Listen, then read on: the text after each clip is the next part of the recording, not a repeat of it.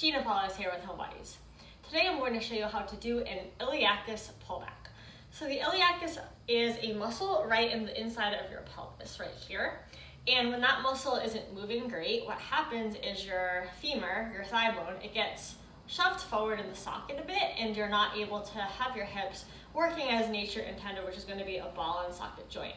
So here's your hip and here's the socket there. So you've got your thigh bone going into the socket and you want that to be able to move freely in a 360 way. And if your hip is shoved forward, then it gets stuck and it can't really move. So to help with that, what we want to do is this exercise called the Iliacus Pullback. So you want to have your feet against a wall, and then you want to have a foam roller handy. You could also use a yoga block. The foam roller is easier to get started with. You'll be on your side, and then your feet go right against that wall. It's good to have your top leg a little bit higher so that it's not parallel with the shins, but rather you're at an angle here. So here's our starting position. Now it's super important that you keep your torso and core really, really still.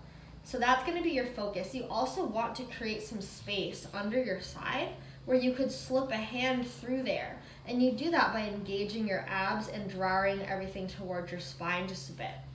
So we're set up here, resting your head on your shoulder or a pillow. You have your knees one stacked on top of the other. So everything is stacked right now. So when I'm doing this exercise, I don't want to let myself roll back. Instead, I want to stay really stacked. You're only going to move a couple millimeters each time that you do the movement. So what I'm going to do here is breathe in, feel my side and back ribs expand. Pelvic floor draws down. Now I'm going to breathe out. Pelvic floor draws up. Squeeze the roller and draw your top leg back, the knee, just about a couple millimeters at the most. Now I'm going to breathe in again. Side and back ribs. Breathing out, squeezing and drawing back. Each time I draw back, I'm adding more millimeters. I'm not resetting. And again, breathing in, breathe out, draw back. And my pelvis is staying the same. I'm just moving my thigh bone back into the socket. And then we'll do two more.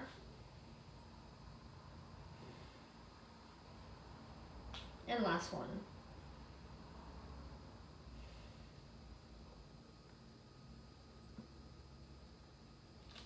All right, so after doing that, if you get up and walk around, you should feel like your hip feels like it moves a little bit better and it feels a little bit more, comfortable.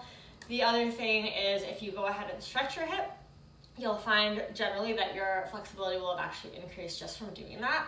Because if you think about it, if your hip is jammed up, you're only going to be able to bend it so far. So definitely do both sides unless you have one side that you know is the tight side. You can then just do that side. And usually one set's good, two sets maybe depending on how stiff your hip is. But I find that doing this again as part of your warm-up is a great spot to throw this exercise in. So hopefully it will help.